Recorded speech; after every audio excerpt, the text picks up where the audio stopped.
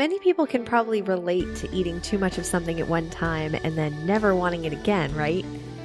Well, for me, that thing is bubble gum.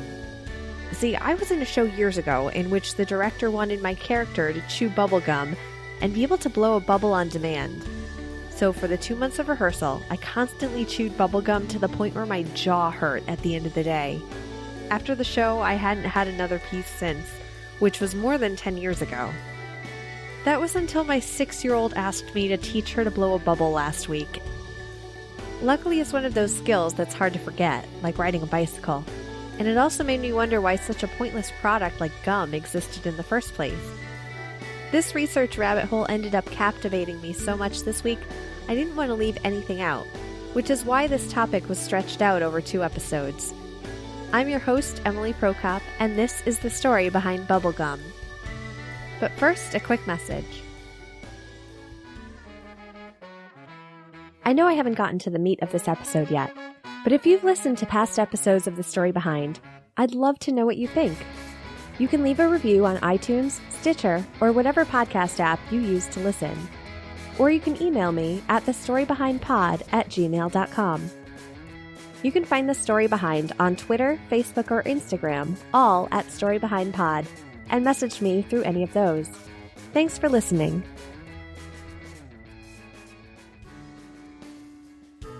For those of you who've ever gotten distracted at work, consider this story a little form of validation.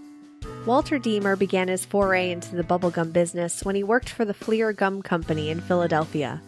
The founder, Frank Fleer, had been trying to come up with the perfect gum for blowing bubbles since the early 1900s, but he had trouble selling it because it was just too sticky.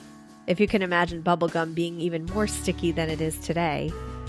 But when Deemer was working as an accountant for Fleer, he began experimenting with new gum recipes in his spare time. And when he was just 23 years old, he found a recipe that was significantly less sticky than previous attempts. It also stretched much easier, making bigger bubbles more attainable. He brought a 5-pound sample to a local grocery store for others to try, and it ended up selling out the same day. Fleer began marketing Deemer's creation, and Deemer himself was in charge of teaching salesmen to blow bubbles to help increase sales. And if you've ever wondered why bubblegum was pink, that was the only food coloring available in the factory for Deemer to use, and it became the traditional color of bubblegum. The bubblegum, which the Fleer president Gilbert Mustin named Double Bubble, was the first commercially sold bubblegum. For years it was the only bubblegum on the market until another company came on the bubblegum scene. But you might know this gum company more because of the baseball cards they sold, rather than the gum. That company was Topps Chewing Gum, and the bubblegum they produced was none other than Bazooka.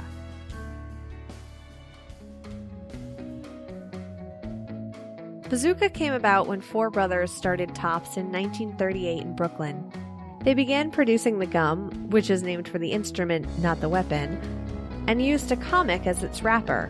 The character on the comic, Bazooka Joe, used to be the top of the heap when it came to well-known marketing characters. He was a little blonde kid with an eye patch, which was said he wore not for medical reasons, but to be more interesting. And the comics featured groan-worthy jokes, riddles, and puns. Basically the perfect fodder for dad jokes nowadays. What does Santa Claus say when he works in his garden? I don't know, Joe, what? He says, ho, ho, ho! What do little men who live under bridges eat? I don't know, Deuce, what? Troll house cookies. Why isn't your nose 12 inches long? Gee, I don't know, John. Why isn't your nose 12 inches long? Because then it would be a foot. In 1952, Topps began replacing the comic with another gift for chewers, a baseball card. When Topps saw the popularity of these cards and how kids would trade them with their friends, they began focusing exclusively on baseball cards, and through the years, expanded into other sports. But that's a story for another day.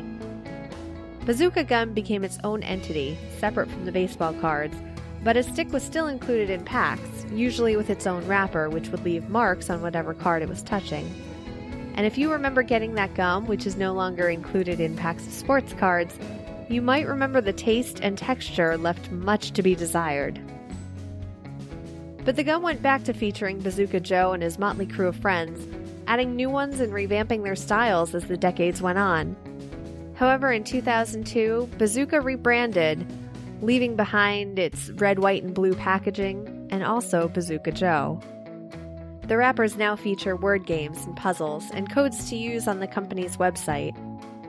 Bazooka Joe had gone from one of the most recognized product mascots to only 7% of kids even knowing who he was by the 2000s. But in case you hold out hope of seeing him again, director Michael Eisner bought the rights to the character in 2007, and rumors began circulating Hollywood that a movie would soon follow, but we have yet to see it. But don't think bubblegum is just for kids. In the 1988 movie They Live, the character Nada, portrayed by Roddy Piper, walks into a bank brandishing a gun and says one of the most iconic lines in cinematic history. I have come here to chew bubblegum and kick ass. And I'm all out of bubblegum. Because of what some call the war on sugar, it's no surprise gum sales have decreased in past decades, especially with studies showing a correlation between the act of chewing gum and an increase in cavities. But gum has also been proven to improve test scores and act as mental gymnastics before taking a test even. A study at St. Lawrence University tested participants who chewed gum before and during testing, and participants who didn't chew anything.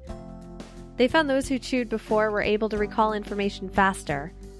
The researchers think gum chewing warms up the brain, so to speak, by pumping more blood to the head.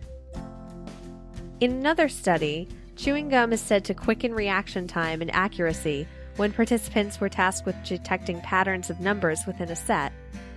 The act of chewing gum can be seen as a way to help focus the brain, like the purpose of fidgeting devices like we talked about in the story behind fidget spinners. But if you're a fidgeter who loves your gum, you might want to find a new vice if you're planning on going to Singapore, since gum's been banned for more than 20 years.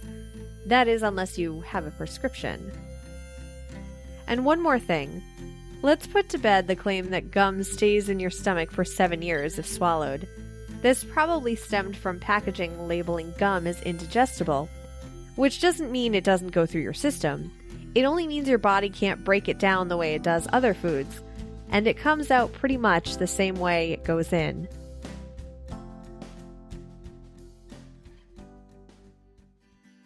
The Bazooka Joe jokesters were John, Deuce, and Joe from the Brand X podcast. Information for this episode was sourced from ScienceDaily.com, Snopes.com, The New York Times, and more links which can be found in the show notes at thestorybehindpodcast.com. Follow on Facebook, Twitter, and Instagram at StoryBehindPod, or subscribe on your favorite podcast app so you'll never miss an episode. Thanks for listening.